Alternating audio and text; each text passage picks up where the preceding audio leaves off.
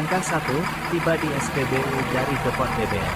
Kamu dikejutkan oleh padatnya antrian SPBU yang kamu tujui gara-gara telat 3 jam mengantar tangki BBM.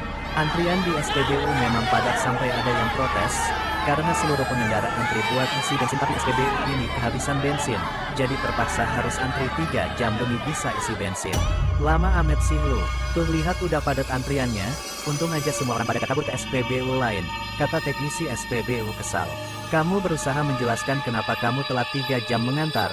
Maaf bang, gue telat soalnya gara-gara pal. Halah, alasan lagi lo. Udah berapa kali lo alasan mulu. Dasar sopir BBM gak bertanggung jawab. Ya lu dengerin gue dulu dong. Gue ini telat 3 jam tuh gara-gara pal. Nanti gue laporin ke bos Depot BBM buat potong gaji lo. Soalnya lo itu udah telat berkali-kali.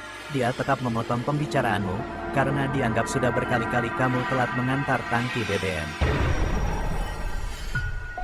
Setelah kamu kena mental karena gajimu bakal dipotong, teknisi pun mulai mengisi bensin SPBU yang kereta untuk menyelamatkan gaji pekerjaan. Kamu memutuskan untuk mengantar tangki BBM yang sudah disediakan dari Depot menuju SPBU luar kota yang habis bensinnya.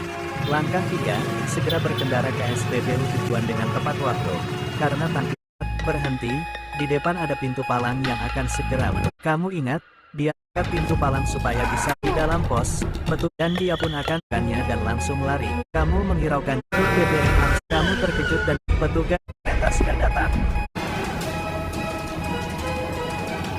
Untung saja petugas JPL menghindar karena truk kereta sudah datang. Cepat majukan truk karena bagian tangki masih di tengah rel. Bisa bebas dari petugas JPL yang menghalangi jalan. Petugas JPL marah, karena supir truk itu tidak menuruti perintah. Dia pun melempar batu ke tangki BBM truk itu. Dasar supir truk BBM gak punya malu, dah gede kelakuan masih bocor. Petugas JPL melihat dua motor yang nyangkut di tengah rel dan kelihatannya pengendara itu butuh bantuan. Pengendara itu masih mengangkat motor supaya lepas. Petugas hendak membantu sebelum kereta kedua melintas. Lu gak usah sok-sokan, Bang.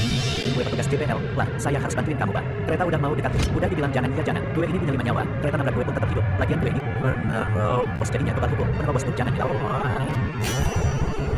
Mau ikutan tertabrak, petugas JPL pun menjauh dari sini, dan dia berharap motor dia bisa keluar dan dia selamat. Masih selamat. Dan kaki pengendara motor itu tetap. Ya, mau tidak. Akhirnya, motor dia pun keluar dari rel. Dan dia pun merasa lega.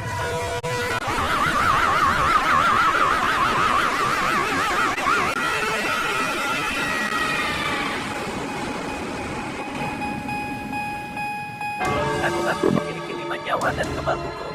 Pengendara motor itu tetap saja tak kuat menahan tabrakan kuat dari kereta, dan akhirnya dia tewas di tempat.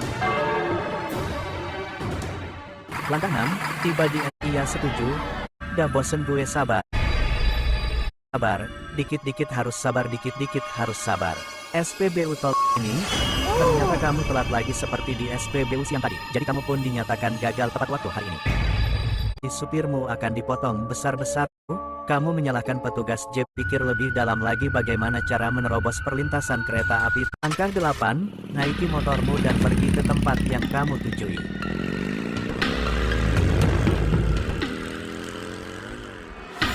Kamu tiba di JPL menuju SPBU. Setelah kamu menggali lebih dalam, kamu lihat ada kabel-kabel yang pasti ini kabel palang. Langkah 10, putuskan kabel gearbox sampai pintu palang tidak berfungsi. Jika kabel gearbox sudah terputus, kamu gak bakalan capek lagi angkat pintu palang. Tiba-tiba terdengar suara telepon dan gempa. Setelah mengaktifkan palang karena kereta akan menerobos, tidak ada yang berhenti satupun. Dia pun menekan kembali tombol penutup pintu palang, tapi tetap saja pintu palang tidak turun-turun, cuma alarmnya saja yang berbunyi. Jadi terpaksa dia harus. Tiba-tiba, petugas JPL bukannya menghindar, petugas JPL meniupkan peluit kalau supir mobil elf harus mundur. Mundur pak, kereta udah datang. Bacot, gue gak peduli kereta mau ngebunuh gue dan gue selamat atau gak, yang penting uang lebih penting daripada keselamatan. Petugas JPL meminta para pengendara di belakang mobil elf itu mundur semua, biar ada ruang buat berhenti. Nah gitu dong menghindar. Dasar petugas JPL si paling disiplin tapi tol juga kelakuannya. Baru aja mau jalan, mobil Elf ini mogok. Supir Elf depan sudah 4 hari Elf tidak isi bensin. Pak Service, mereka punya perintah sudah sangat. Kata.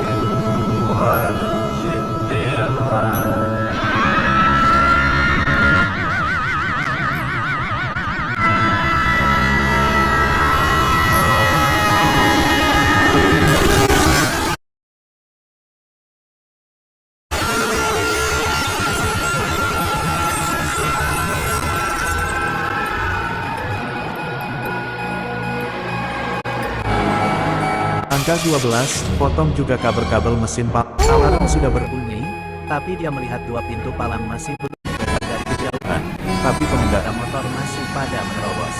Dia pun panik dan membunyikan peluit sekeras mungkin supaya pengendara motor pada berhenti.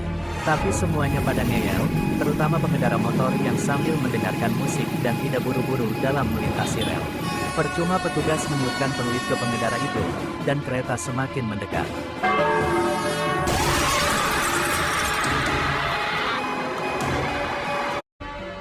Rusak cukup banyak, dan ini memakan waktu yang cukup banyak juga. Namun, saat dia melihat jam tangannya ini membuat dia sadar kalau waktu wajib berangkat sudah lewat dari waktu yang ditentukan. Tidak mau telat, masinis KRL pun langsung buru-buru berangkat, padahal masih ada AC yang belum diperbaiki bahkan belum diganti. Tukang servis AC KRL pun Sob KRL tiba-tiba langsung berangkat. Mereka berusaha mengejar tapi mereka kalah cepat.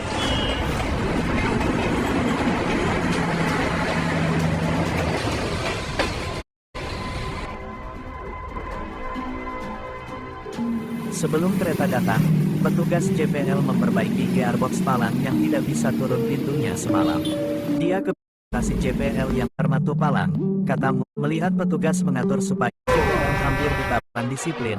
Ke dalam lubang masinis KRL harus cepat-cepat, sebelum KRL terlambat lebih dari 5 menit, usahakan sebelum 5 menit. Melihat dari kejauhan, masinis KRL, supaya penumpang selamat, teknisi menyuruh penumpang bergerak lebih cepat. Jika tidak maka akan terkena cedera karena tabrakan depan depo. Karena KRL ini sangat sulit buat berhenti, maka teknisi menghentikan KRL dengan rem darurat, berharap KRL berhenti secepat mungkin.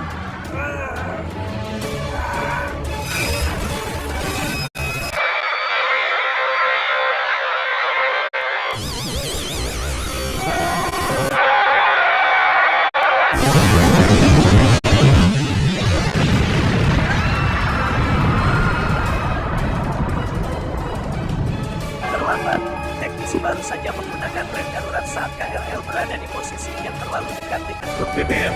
Jadi KRL pun tertabrak dan truk BBM meledak. Langkah 13, terima takdir. Kamu sudah tidak bisa diselamatkan. Bukannya keluar dari truk malah urusin ban biar keluar dari lubang. Tapi untung saja, tidak banyak penumpang yang tewas, namun cedera karena KRL sempat terguling. Langkah 14, damkar tiba di tempat setelah kejadian. Mereka pun berusaha untuk memadamkan truk BBM dan KRL yang terbakar.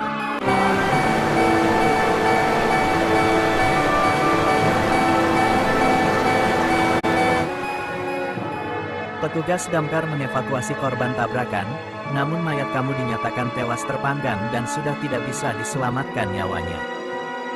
Moral dalam insiden, kita butuh uang, tapi kita tidak bisa mendapatkannya jika tanpa nyawa.